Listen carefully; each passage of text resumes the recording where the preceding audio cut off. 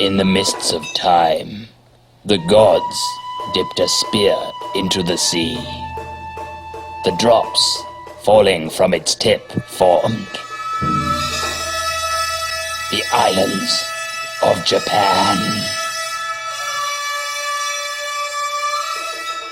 The land of the rising sun. Stop! We've got 10,000 years to get through here. It's going to take 10,000 years at this rate. Let's speed it up a bit.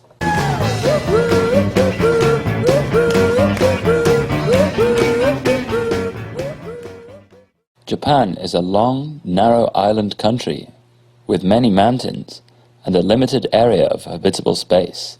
This naturally forces many people to live in a relatively confined area. Here they are in a city, here they are from the perspective of a midget, and finally, the perspective of a cat. People began living on the Japanese islands on Tuesday, 100,000 BC. Until 14,000 BC, nothing really happened.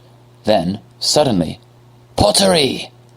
The Jomon era had begun. Jomon refers to the rope-like pattern found on many pots and figurines from this era. The people living in the Jomon period were essentially hunter-gatherers. They may have done some farming or something, I don't know. Nothing really happened again until about 1,000 to 500 BC when suddenly... rice! The Yayoi period saw wet rice farming people probably from China or Central Asia sweep into Japan through the Korean peninsula or the Ryukyu Islands. They brought an agrarian society to Japan and either mixed with or forced out the native Jomon population. Rice farming requires intensive group labor and cooperation in order to produce a large yield. Next, Kofun. By about 250 AD, various strong local clans called Gozoku developed, the strongest being the Yamato. Local animistic folk religions, now collectively called Shinto, also flourished. Chinese characters were slowly being introduced by immigrants from Korea and China. The Asuka period, from around 538 AD to 710 AD, was a great period of intellectual reform, and saw the first uses of the name Nihon to refer to the country. Buddhism came into Japan through Korea, and greatly influenced one of the great minds of Japan, Shotoku Taishi. Prince Shotoku was also well read in Chinese literature and wrote a 17-article constitution based on Confucian precepts in order to bring peace to Japan. Some excerpts are as follows. Harmony is to be valued, and an avoidance of wanton opposition to be honored. Decisions on important matters should not be made by one person alone. The skillful use of chopsticks is to be complimented. The Nara period from 710 AD till 794 AD saw the capital move to Nara, and the further importation of Chinese culture among the upper classes. Buddhism began to take root more deeply. Most of the population lived in villages and still followed native animistic beliefs. National identity was solidified, and the Kojiki and Nihon Shoki were written as histories of Japan. In the Heian period between 785 and 1185 AD, the capital was moved again, this time to Heian-kyo, if you're clever, or Kyoto, if you're not. The Fujiwara clan rose to prominence.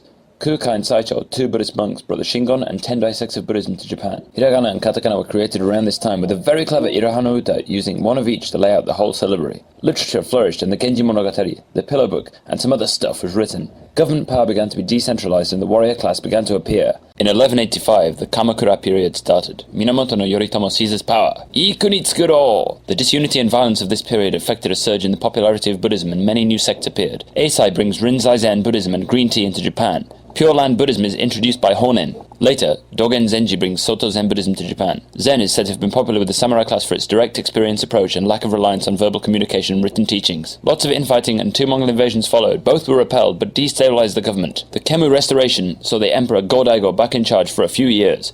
Not for long! The Muromachi period from 1336 to 1573 saw Ashikaga Takauji depose Go-Daigo. Regional constables gained power and would later become daimyo. These daimyo directly controlled the land and kept presence in permanent serfdom in exchange for protection. There was a period of artistic innovation affecting architecture, literature, poetry, the tea ceremony, landscape gardening and flower arranging. Many small localized wars broke out all across the country, eventually plunging the whole country into a full-scale civil war by 1500. The Sengoku Jidai had begun.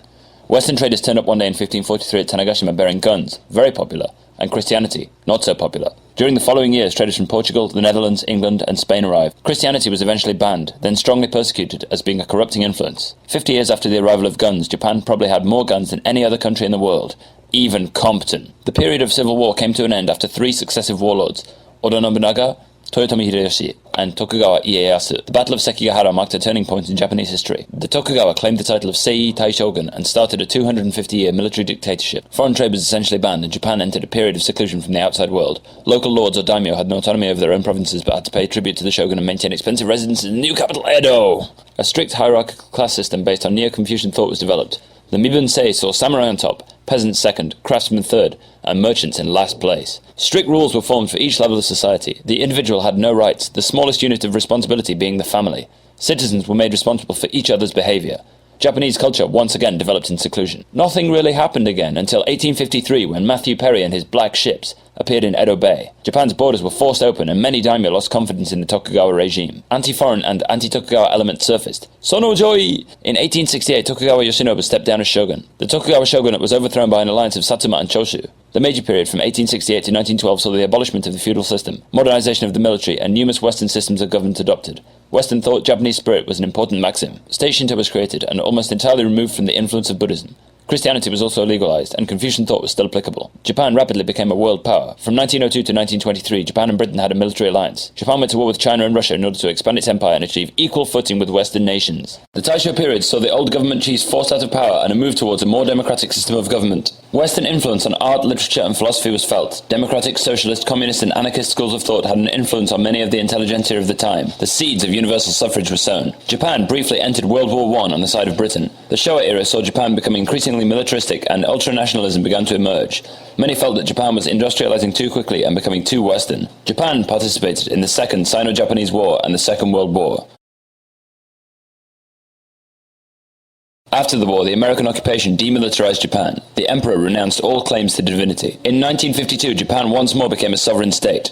Westernization continued, with music and movies influencing a new generation of Japanese youth. Japanese culture also began to be exported in the form of monster movies, anime, and manga. The post-war period saw the Japanese economy grow phenomenally through the 60s, 70s, and 80s. By 1991, the bubble had burst. The following 10 years saw economic recession and a generation gap appear between the job-for-life post-war generation and an increasing number of displaced young people working in part-time employment. Japan is currently the second largest economy in the world, producing motor vehicles, industrial and transportation equipment, electronics, chemicals, steel, machine tools, and so on for export around the world. Japanese traditional culture and modern culture still exist side by side and continue to be exported abroad. With an aging population and increasingly economically viable neighbors, we must ask what the future holds for Japan. What does the future hold for Japan? The answer? I don't know.